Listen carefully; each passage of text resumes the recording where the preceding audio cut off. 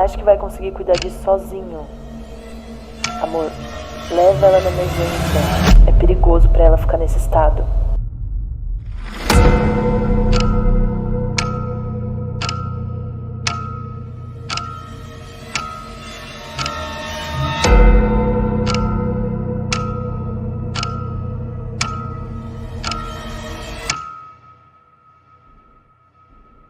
Fazer cinema no Brasil é, antes de tudo, um ato de teimosia.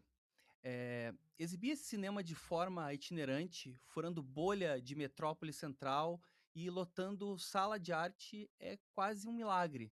A gente que vive transitando entre a região do ABC Paulista, São Paulo ou Rio Grande do Sul, a gente sabe que a geografia, muitas das vezes, ela é dita pelo aquilo que a gente consome. Mas hoje, a tela grande vai encurtar essa distância. Recentemente, um curta-metragem de 30 minutos tem feito um barulho silencioso para o mainstream, mas com força no circuito mais independente. Depois de uma premiere de peso no Cine Belas Artes, em São Paulo, e de esgotar sessões em Brasília, a próxima parada desse projeto é aqui no sul do país, em Porto Alegre, na tradicional Cinemateca Paulo Amorim. E para entender melhor a anatomia dessa obra, o processo criativo por trás das câmeras e a expectativa para a estreia na capital gaúcha, hoje a gente recebe no Cine ABC Metrópole dois nomes fundamentais dessa engrenagem: o Gabriel Vinícius, diretor da obra, e o Lucas Maia, do canal Refúgio Cult, que assina o roteiro. Então, senhoras e senhores, sejam muito bem-vindos ao nosso espaço aqui no ABC do ABC. Obrigado, pessoal. Valeu, João. Valeu pelo convite aí e pelo espaço também. Obrigado Beleza, pelo convite, pessoal. vamos que vamos. Cara, bom, primeiro, Lucas, fazer. A gente sabe que fazer no Brasil, produzir é difícil, assim, né? Distribuir um Uhum. curta-metragem, fazer com que ele seja visto, né? Antes de qualquer coisa, é uma guerra à parte, né? No início do ano, tu chegasse até a lançar o Refúgio Curtas, né? Aquele festival dedicado a descobrir talentos e incentivar o Isso. áudio independente, terror e suspense, Uhum. para tirar essa galera da inércia. Eu acho, cara, isso fascinante, assim, ter esses dois lados do balcão ao mesmo tempo, sendo meio que curador, né, abrindo portas no YouTube para os realizadores novos, e ao mesmo tempo o roteirista do Ela Toma Placebo, enfrentando o desafio real de levar o arquivo DCP para a tela grande.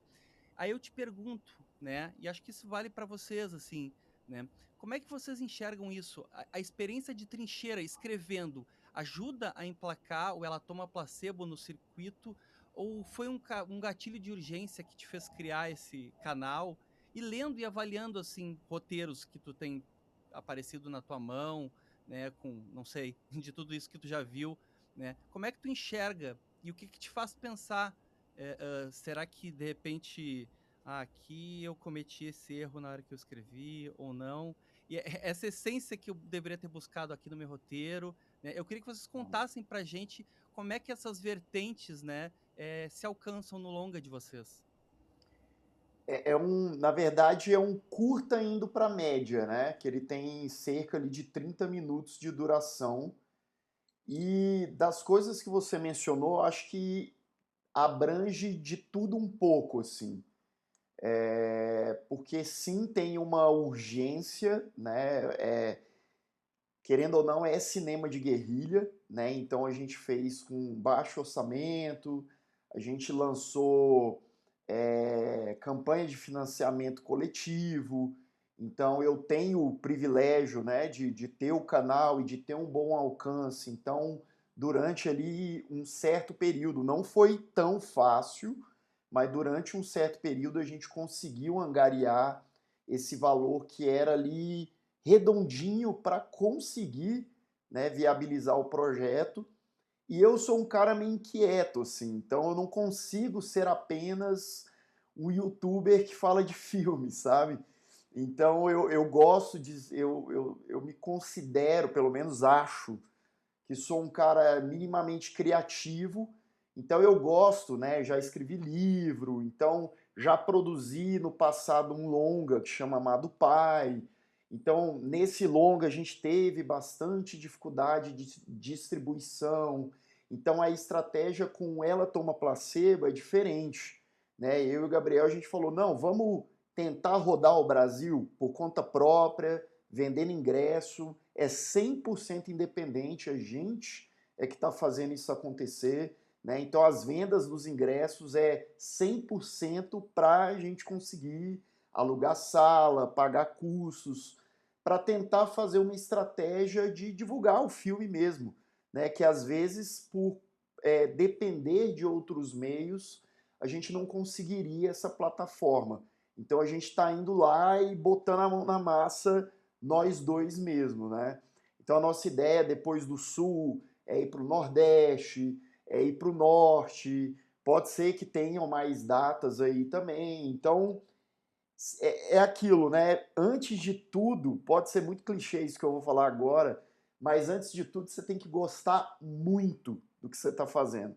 Porque se você pensa em ficar rico, em ganhar dinheiro e tal, esquece. Porque a não ser que você já esteja ali num patamar muito avançado da coisa. No nosso caso, não. A gente tem muito amor pelo que a gente faz, a gente acredita muito nesse projeto. A gente também já está roteirizando o Ventre Aberto, que aí sim é o nosso longa, né, que a gente está em pré-produção, justamente nessa garra de conseguir fazer as coisas muito também por conta própria. É muito amor pelo que a gente faz. Uhum. A gente tem esse carinho, né? Esse apego muito grande com a obra, porque foi algo que a gente começou a construir lá atrás. Se eu não me engano, foi em 2021 para 2022. Uhum. Então passou por diversas etapas, igual o Lucas disse, a gente teve uma série de dificuldades, a gente estabilizou o projeto, conseguiu ali mesmo tirar do papel no início de 2024, que a gente começou esse financiamento coletivo, né? Contamos com o apoio do pessoal que financiou, que ajudou a gente nessa etapa. E é isso, cara, é amor pelo que a gente faz, é apego e carinho pelo trabalho, e acredito que fazendo isso dessa forma independente, né, a gente está num patamar ali que poucos conseguiram chegar. Então é seguir nisso, seguir nessa força que a gente tem, né, e acreditando sempre que vamos levar esse filme, levar o nosso longa também para o maior número de pessoas possível. E me diz uma coisa, tu falou em apego aí, né, também, mas antes de mais nada, conta pra gente como é que funcionou como é que aconteceu a fusão entre a palavra do Lucas e o olhar do Gabriel, né? No momento em que, de repente, o roteiro chega na mão do diretor e aí o roteirista precisa desapegar, né? Como é que foi a negociação, como é que funciona a negociação entre essas duas pessoas aí, na realidade do set ali? Cara, eu vejo o trabalho com o Lucas muito natural, sabe? Igual eu sempre falo pra ele, a nossa parceria, assim, tem uma dinâmica muito original e muito rara. Porque a gente consegue meio que se complementar, assim, ele na questão do roteiro, na questão da criatividade, tudo que ele traz. E eu mesmo, com o olhar da direção, com o olhar da produção, com a questão dos contatos, a gente se complementa muito bem. Então é um processo natural. Nós dois sempre juntos ali, a gente vai trazendo, vai sempre tentando melhorar, né, lapidar uma coisa ou outra dentro do processo, mas eu vejo esse trabalho com o Lucas muito fácil. Eu vejo que é realmente ali uma parceria, uma sinergia que a gente tem e funciona muito bem. E apesar da gente estar lançando esse filme agora, né, já são vários anos, né, desse contato, dessa amizade. É uma coisa Sim. que foi construída, não sei se os nossos primeiros contatos foram lá em 2021, 2022, um negócio Foi em assim. 2020, mano, na pandemia. Foi antes, 2020, né? né? Pronto. Então, estamos falando aí de 5 anos, né? Então, a gente Sim. começou pela internet mesmo, conversando sobre outros projetos, outras coisas. Eu lembro que o Gabriel começou essa conversa, né? De se a gente fizer aí um projeto juntos. E aí naquela época, aí você vê, né? Época de pós. Pega então pandemia e também pós-pandemia, né? Quando o roteiro também é finalizado e tal. Então são muitas angústias e aflição também tomando conta, né? E aí o resto é história, né? Aí a gente vai para o quesito de financiamento coletivo, para realmente fazer o filme acontecer. é muita paciência.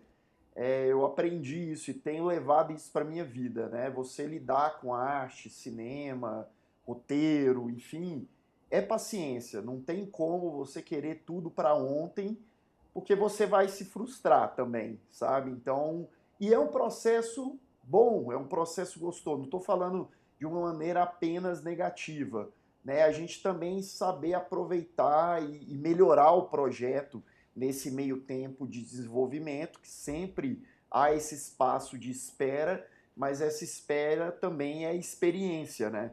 Com essa experiência a gente consegue aprimorar aí esses filmes, roteiros, enfim. E nesse processo de, de aprimoramento que tu cita também, tu pode citar, tu pode trazer que o teu próprio histórico em dissecar cinema, analisando o roteiro dos outros, né, que funcionam na tela, né, e aí quando tu sentou para escrever Ela Toma Placebo, o peso, de repente, dessa bagagem, de alguma maneira tu pode dizer que te engessou ou por excesso de, sei lá, autocrítica, ou te deu um mapa, sabe, que te ajudou de alguma maneira para saber o que que não se deve fazer. Não, é inevitável, né? Quando você trabalha muito com isso, né? Eu já estou há 11 anos no Refúgio Cult, então, assim, é inevitável o seu cérebro já não está acostumado. Você vê muito filme de terror e tal. Eu acho que as duas coisas. Eu acho que ajuda, mapeia, assim, os caminhos mais interessantes, mais intrigantes de história, de personagem e tal, mas ele pode engessar, porque cada obra é uma obra, né? Depende muito do contexto.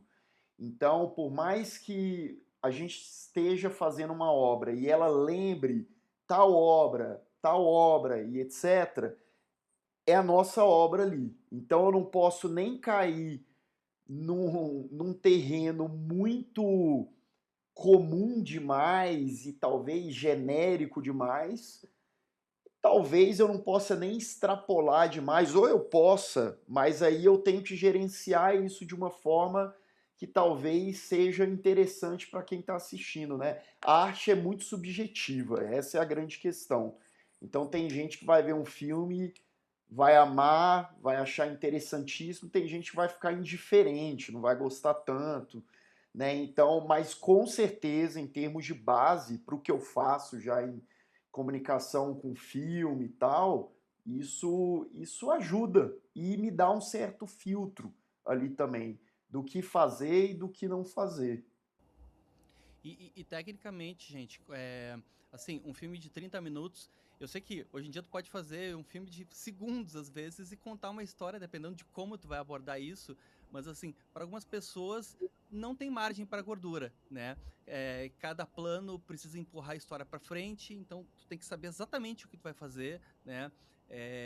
Como é que foi o desenvolvimento, o planejamento, a decupagem para garantir que a trama pudesse respirar, né? Sem que pudesse parecer apressado. Cara, isso eu acredito assim que é um processo que ele também vem ali das primeiras leituras do roteiro, sabe? A gente vai afinando tudo, a gente vai ajustando e depois que o Lucas manda o texto, né, em si pronto, a gente começa a tentar posicionar aquilo de uma maneira que é filmável. Então, dentro dessa decupagem, dentro dessa estrutura ali, quando a gente chega no set, a gente já tem uma noção ali mais concreta de como vai ser, né? De como que a gente vai ter esse tempo para estar contando a história, principalmente nas questões técnicas também da gravação, né? Porque é tudo cronometrado, é dinheiro ali que está correndo, a gente tem o aluguel da locação ali, da ambientação em si. Aí vai o trabalho mesmo de ter esse feeling, de ter essa sensibilidade de tal cena vai entrar, tal cena não vai entrar, o que a gente pode fazer ali, como que a gente vai garantir, né, que tudo ali esteja captado e filmado da melhor forma, e principalmente ter essa narrativa redonda ali para fechar no curta. Porque, ao meu ver, assim, curta é bem mais difícil de você entregar algo que realmente ali seja eficiente do que um longa. Porque no longa você tem mais possibilidade de errar, cara. No longa você pode ter uma cena ou outra ali que entre aspas, não conta a história, né? Não participa tão bem ali da história, mas você tem esse tipo de gordura, você tem uma fresta ali que você pode ter para conduzir ao erro, mas no curta não. O curta você tem que ser bem mais direcionado, você tem que usar uma linguagem ali mais sucinta e você não pode errar para deixar a lógica presente e fechar a narrativa de forma consistente, né, durante esses 30 minutos. Então, é uma experiência, né, uma experiência muito boa, é um desafio, mas é algo super prazeroso também da gente estar fazendo, da gente estar podendo, né, abordar e trabalhar todo esse tipo de narrativa. Perfeito. É, vocês comentaram que agora vai acontecer agora uma transição, basicamente, né? Eu queria ouvir de vocês, assim, qual é o grande frio na barriga de dar esse salto que ele vai partir de um curta quase média para um longa, né? O Lucas falou ali sobre o próximo desafio de vocês agora, né? Então, o ventre aberto. Como é que vai ser isso, né? E o que o placebo ensinou para vocês como palavra e diretor? Cara, como palavra, então vou falar como palavra. É frio na barriga define, tá? Existe. Eu tô confiante no processo, até porque eu tô com um parceiro que já trabalhei antes e a gente tem essa sinergia muito boa mesmo, né? Eu sei que a galera fala diante das câmeras, ah, pô, meu parceiro e tal, mas realmente eu e o Gabriel a gente se entende muito bem, né? A gente se complementa muito bem, e isso é muito bom, né, de rolar em termos de parceria. A gente parece que entende ali a visão do outro e tal, e isso é muito bom e me dá mais segurança. Mas é um projeto que é ambicioso, porque o Ventre Aberto ele vai se passar na época, no período da escravidão, vai estar ali perto da abolição, da época da abolição e tal, mas né, é um período ali bem nebuloso, um período bem de sofrimento, e a gente, óbvio, né, o elemento dramático ele faz parte, porque ele se faz necessário, e o terror ele vai estar ali nos elementos e tal, e se manifestando de outras formas. Então, assim, resumindo, são várias responsabilidades, né? Mas é o que eu costumo falar, arte é desafio, é confronto, é isso, né? E a gente quer sair dessa zona de conforto. A gente fez esse estágio, entre aspas, com Ela Toma Placebo, que também é um tema relevante, é um tema forte, né? Que é saúde mental, é depressão profunda. Então é uma coisa pesada. E agora a gente vai para um outro assunto tão forte quanto até mais, né? Que, enfim, está marcado na história do Brasil. E por ser um longa, né? Então a gente sai de um filme de meia hora e vai para um filme 1 hora e meia para cima, né? Então é muito mais tempo para trabalhar. Beleza, a gente pode deixar a nossa criatividade brincar mais, mas ao mesmo tempo é igual o Gabriel falou, é mais responsabilidade de preencher as lacunas, de trazer essas cenas, né? Eu acho que eu particularmente não me considero um cara perfeccionista. Eu gosto do meu trabalho bem feito. Mas eu também tenho esse talento, ou um destalento, por assim dizer, de ser um cara desapegado. E eu acho que o Gabriel, ele é esse cara que ele consegue lapidar um pouquinho, sabe, as coisas ali. E esse é o complemento. Então, por isso, eu particularmente tô confiante nisso. E a gente pode esperar, Gabriel, alguma temática assim, imagino, né, de denúncia, terror social, né? Sim, claro. Igual o Lucas falou, é o nosso projeto mais ambicioso, né? Eu acho que ambição seria a palavra para definir esse filme. A gente está pensando nele com muito carinho, com muita vontade de fazer acontecer.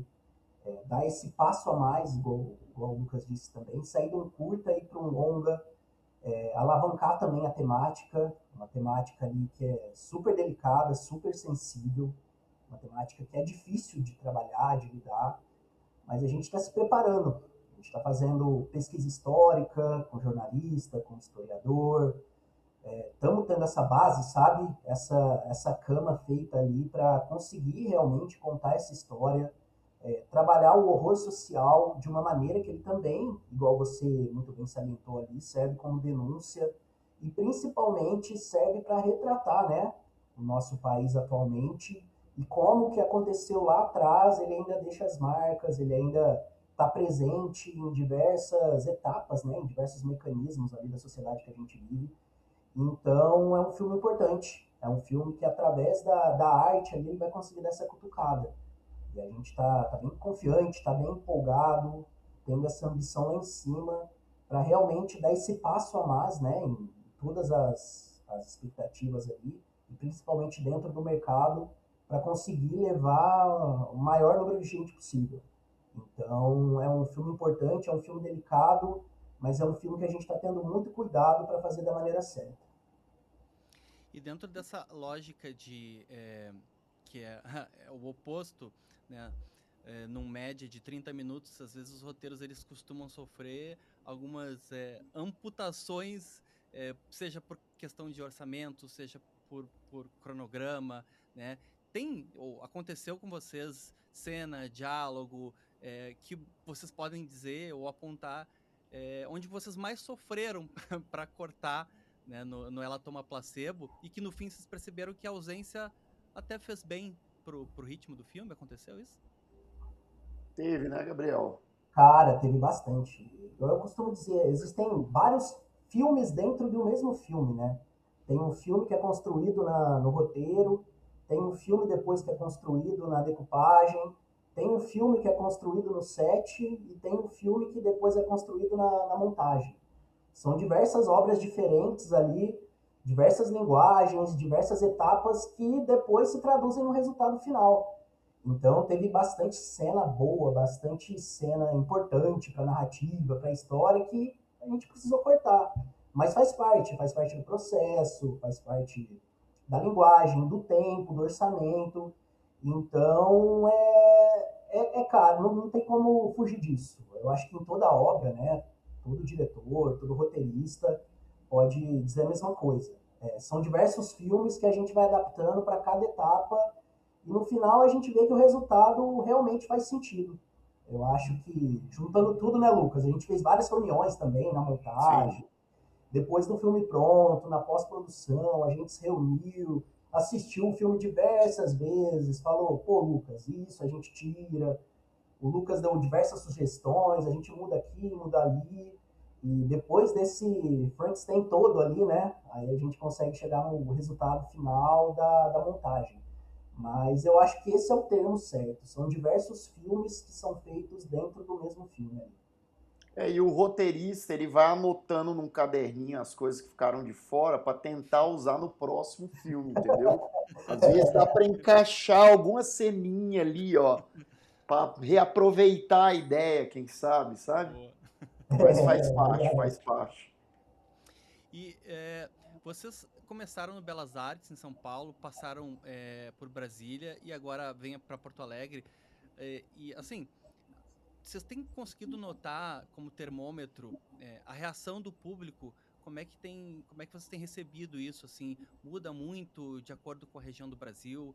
Como é que tem sido essa leitura de vocês? Cara, eu particularmente me surpreendi muito positivamente, assim, porque, por exemplo, a minha cidade aqui, Brasília, né? A gente fez essa sessão aqui. Se eu não me engano, tinha pelo menos 2 psicólogos nessa sessão, pessoas que eu não conhecia e que vieram até mim pós-filme e falaram, cara, o filme é interessantíssimo a nível psicológico, né? Então os caras falaram, pô, vários aspectos ali, e isso, pô, é alguns dos maiores elogios. E para além disso, né, as pessoas falaram que ficaram tensas durante a maior parte do filme, por ser um filme menor, né? Então a gente consegue segurar essa tensão por muito tempo. Então a galera fala sobre isso, a galera elogia muito as atuações, principalmente da mãe, do filho, né? Fala muito da direção, da perspicácia do Gabriel, em, né, como ele vai mostrar aquilo ali, enfim. E isso em São Paulo também, a galera falou muito. No Letterboxd a gente tem algumas avaliações que, em grande maioria, sei lá, vai 95% são notas altíssimas, assim, sabe? Então a gente não poderia estar mais feliz com isso. Sim, concordo, assino embaixo em tudo que o Lucas falou. Cada sessão ali, né, cada local tem as suas particularidades. O público da Premiere lá em São Paulo, eu vi que era um público ali que eu particularmente eu estava muito mais ansioso para estar apresentando, né, pela primeira vez o filme. E eu acabei ficando um pouco mais engessado. Tava um dia frio, um dia chuvoso em São Paulo, mas em Brasília já foi totalmente o oposto. Foi um público ali muito mais caloroso, eu já estava bem mais solto. E a gente recebeu diversos elogios, né, igual o Lucas falou, nessa questão temática, na questão técnica também. Então, tá sendo muito bom, sabe? Essa recepção do público, que eu acho que é o que vale no final, é a gente fazer a arte, levar para o público e aí deixar para o público. A nossa parte está feita, a gente joga para o universo, né, Lucas? Jogou para o universo, entrega a arte para o pessoal, e aí nossa missão está cumprida. Mas está sendo bem bacana a recepção, a questão crítica, e isso só motiva a gente, né, a continuar, a manter, né, essa pegada para chegar no longa ainda melhor. Não, e principalmente eu tenho notado que o filme tem ficado com as pessoas, né? Então, assim, o final do filme, o que acontece ali no final, depois as pessoas vêm perguntar, é isso, é aquilo e tal, né? Como um bom suspense ou um bom terror psicológico, assim, que transcende o filme, né? Então as pessoas têm, inclusive, diferentes interpretações. Já vi 3, 4 interpretações diferentes.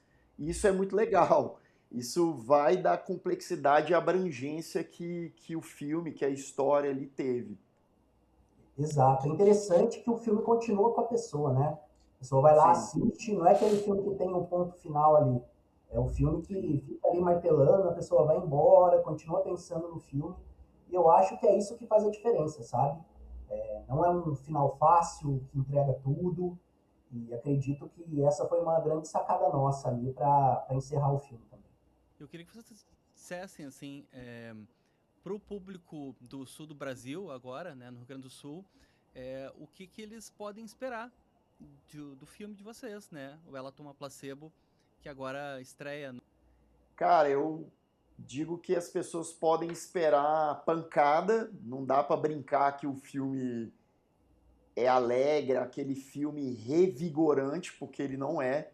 Não é tal qual você tá com sede e beber uma bebidinha gelada ali para dar aquela refrescada. Mas é um filme reflexivo, é um filme denso, é um filme que a nossa intenção é justamente falar sobre um assunto, expor um assunto que é uma epidemia global, né? Que é a saúde mental e como pessoas que não têm recursos, elas lidam com isso, né? Então a gente transforma num terror psicológico, mas é uma coisa que infelizmente é muito real. Então a gente tenta fazer essa imersão mesmo, é como se a pessoa ela tivesse ali um passe para 30 minutos ali dentro de uma família completamente afundada, né, nas suas mazelas mentais, né? Mas com certeza eu acho que é um filme que ele pode trazer essa reflexão, ele pode trazer até insights assim, né, de como perceber em si mesmo ou nos outros e poder ajudar os outros e não levar isso de uma forma leviana, né? Porque cuidar da cabeça a gente sabe que é fundamental. Do corpo também é fundamental, óbvio, mas da cabeça também. Então, basicamente é isso. E claro, depois da exibição do filme, a gente tem um bate-papo comigo, com o Gabriel, Geralmente é um bate-papo muito legal ali pós-filme, falando do filme, né, falando sobre cinema. E a gente está muito ansioso aí para o dia 2 de junho. Gente, bom, primeiramente, obrigado, o papo foi excelente, né? Quero agradecer demais a generosidade de vocês. E para fechar e colar até uma coisa na outra, eu queria passar a bola para vocês.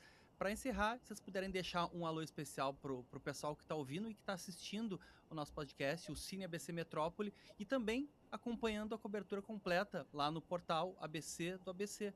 Então, o microfone está aberto para vocês, né? Fazer um convite chamando o pessoal, né? Pô, eu queria agradecer, né, a vocês aí pelo espaço, pelo convite principalmente, e dizer pro pessoal que a gente está esperando. Dia 2 de junho vamos estar lá, de coração aberto para mostrar nosso filme, para bater aquele papo, para conversar depois da sessão e principalmente para divulgar, né, o cinema brasileiro, o cinema nacional, que é algo que gere, sabe, uma luz ali muito grande, uma vontade muito grande que a gente tem em fazer. E estar compartilhando isso com o pessoal de Porto Alegre vai ser incrível. Então é só agradecer, convidar o pessoal e falar que a gente está esperando lá para bater esse papo. Agradecer o pessoal do ABC Metrópole pelo convite, pelo espaço para a gente falar um pouquinho aí desse projeto que a gente tem tanto carinho e orgulho também, convidar todo mundo para assistir, bater um papo com a gente e se traumatizar um pouquinho, mas se conscientizar um pouquinho também. Cara, que beleza, eu tô muito curioso. Eu quero saber a sua opinião depois, quero saber a sua opinião. Vou estar lá para conferir. Gente, obrigado mais uma vez. Deixa quieto, amor. Não vem não, tá? A casa tá uma bagunça, tá tudo estranho. Minha mãe tá apática, ela tá com o olhar cada vez mais distante, sabe? Sem falar que eu não sei se os remédios estão fazendo efeito, parece que deixa ela mais grogue. Tem dia que ela não consegue nem andar direito. E não tem dinheiro pra sair pra jantar, não. Então vai ficar trancada aqui e é isso. Apresentador João Pedro Melo. Entrevistados Gabriel Vinícius e Lucas Maia. Edição Rodrigo Rodrigues. Produção Ed Baroni. Direção Tiago Quirino. Direção-geral Alex Faria. Este programa é um produto do portal ABC do ABC. As opiniões manifestadas pelo entrevistado não refletem, necessariamente, o posicionamento do portal ABC do ABC. Para se manter informado sobre tudo o que acontece, na região acesse abcdoabc.com.br.